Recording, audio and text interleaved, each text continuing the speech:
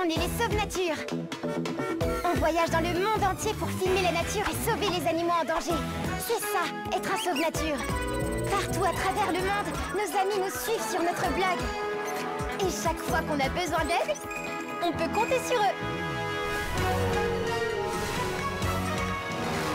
Alors rejoins-nous toi aussi. Deviens un Sauve-Nature.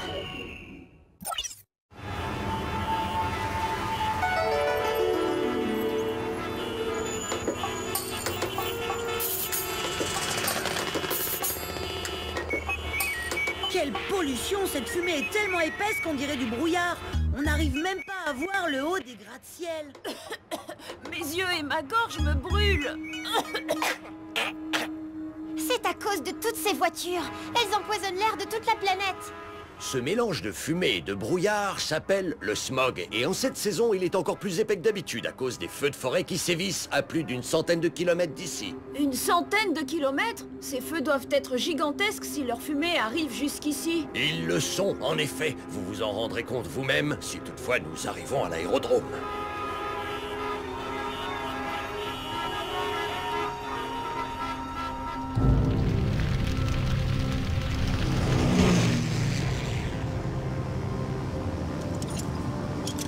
C'est un véritable désastre. Mais à quoi sont dus ces feux, oncle Marc? Aux hommes, ces incendies ne sont pas accidentels. Il faut être fou pour faire ça. Ces forêts abritent énormément d'espèces protégées.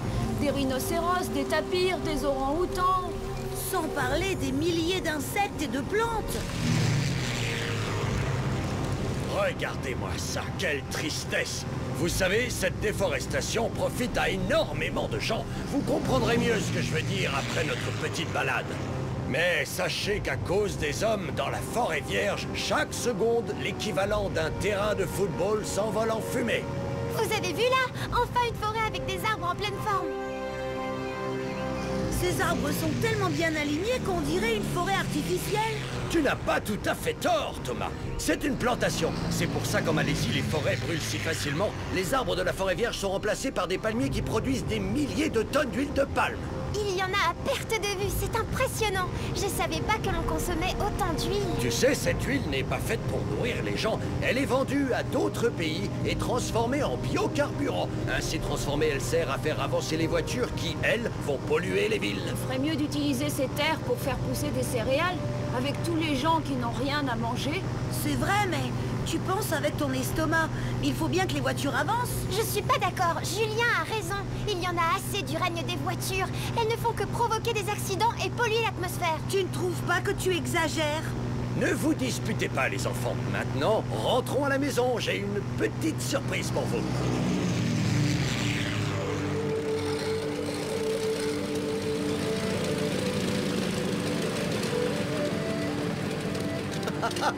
Atterrissage parfait. Tu es un super copilote, Wifi. Tu as peur des voleurs, oncle Marc? Pas des voleurs, non. Mais derrière ce rideau de fer se trouve une invention que les producteurs d'huile de palme et de pétrole n'apprécieraient pas trop. Alors je préfère prendre mes précautions.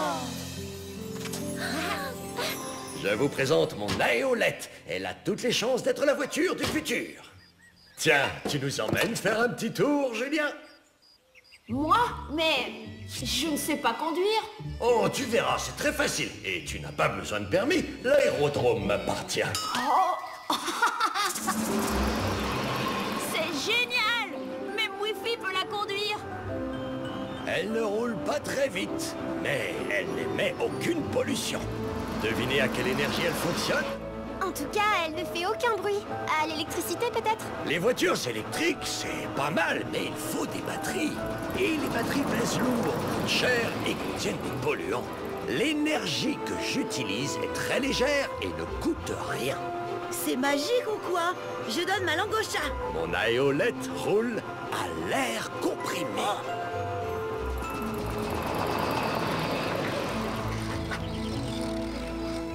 Ce moteur est carrément bizarre. Je vais vous expliquer. Le moteur est approvisionné par deux grands réservoirs placés sous la voiture. Même rempli, il ne pèse pas grand-chose. La carrosserie est en aluminium. Elle est donc aussi très légère et inoxydable. Tu es un vrai génie, oncle Marc. Waouh. comment tu fais pour mettre l'air dans les réservoirs? Laisse-moi deviner. Éole était le dieu du vent dans l'Antiquité grecque. Alors pour recharger ton aéolette, j'imagine que tu te sers d'une éolienne. Bravo! Dans 2 jours, je présenterai mon invention à l'exposition automobile internationale de Kuala Lumpur.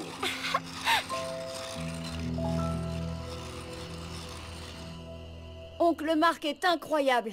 J'aimerais lui ressembler quand je serai grand. Et c'est Oncle Marc qui est là-bas?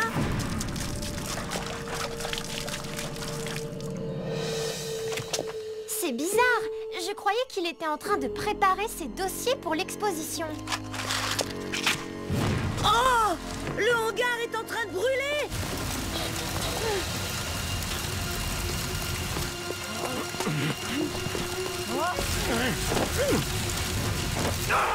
J'ai vu quelqu'un allumer le feu, ce n'est pas un accident. Il faut ouvrir la porte du hangar! Attention, oncle Marc! Le feu va détruire l'aéolette.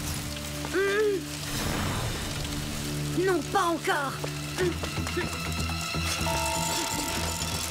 À mon signal, actionnez le treuil. Attention, Thomas!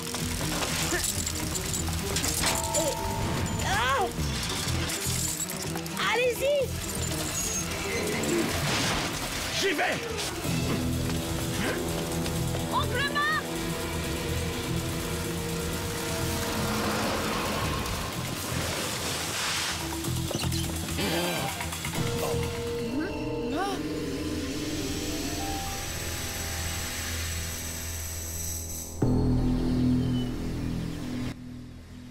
Je suis furieux, vous auriez pu être sérieusement blessé. Mais heureusement, il n'y a pas eu trop de dégâts.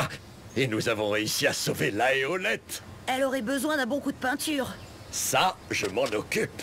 Vous en avez déjà beaucoup fait.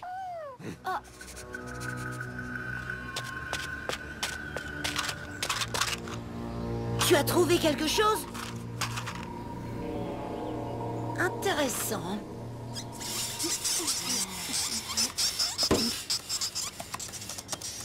Je crois que quelqu'un a voulu t'empêcher de présenter ta voiture à l'expo. Je le crois aussi, mais je ne vois pas qui.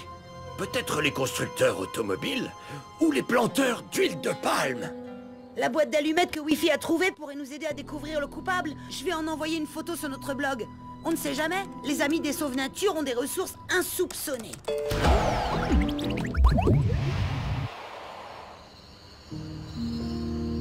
Demain, c'est le grand jour, mais cette fois, l'aéolette est bien gardée.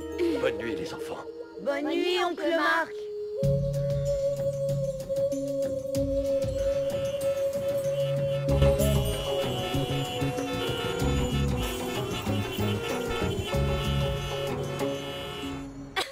Le vrai progrès, ce serait de trouver une voiture qui vole, tu ne crois pas? On a un message sur notre blog. Bonjour les sauves nature. Savez-vous ce qu'est un filuméniste? C'est un collectionneur de boîtes d'allumettes. Eh bien, figurez-vous que moi, je possède des centaines de boîtes qui viennent du monde entier. Sachez que l'arbre qui est dessiné sur la pochette de votre boîte est un palmier. Et c'est aussi le logo d'une multinationale qui fabrique des biocarburants. Papy, le dîner est prêt. Viens manger ou j'éteins l'ordinateur. J'arrive, c'est bon. Oh, y a pas de feu. Oh. On sait qui a fait le coup. Enfin, pas vraiment. Ces multinationales ont des centaines d'employés. Oublions tout ça, les enfants. Concentrons-nous sur cette journée qui va changer le monde. Nous sommes arrivés. Mon cœur n'a jamais battu aussi vite. Ne t'en fais pas, oncle Marc. Avec l'aéolette, ça va aller comme sur des roulettes. Bien trouvé, Julia. Ça fera un excellent slogan. Bonjour, monsieur. Votre projet semble très intéressant. Pourriez-vous m'en dire un peu plus? Cette aéolette est juste un prototype, mais si vous le voulez, nous pouvons prendre rendez-vous et je vous ferai une petite démonstration. Avec plaisir. Il me tarde de voir cet engin rouler. Je suis prêt à investir beaucoup d'argent dans le domaine des technologies innovantes. Thomas, regarde l'homme qui parle avec oncle Marc. Il a le même bandage à la main que le tien. J'aimerais acheter votre voiture. Tenez, voici ma carte.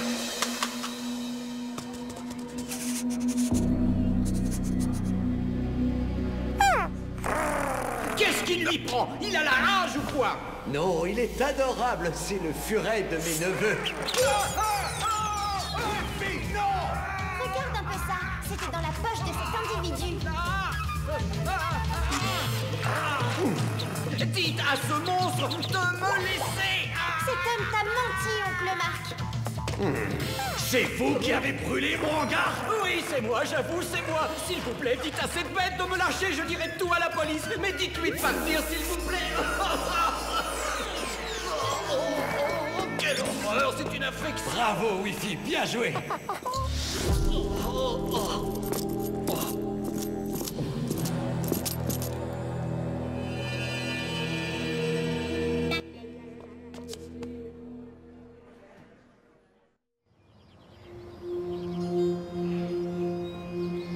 C'est sur la première page de tous les journaux. Écoutez ça. Scandale à l'exposition automobile. Un inventeur se fait agresser par une multinationale. Tel est prix qu'il croyait prendre. Pauvre oncle Marc, j'espère qu'il va se remettre de cette mésaventure.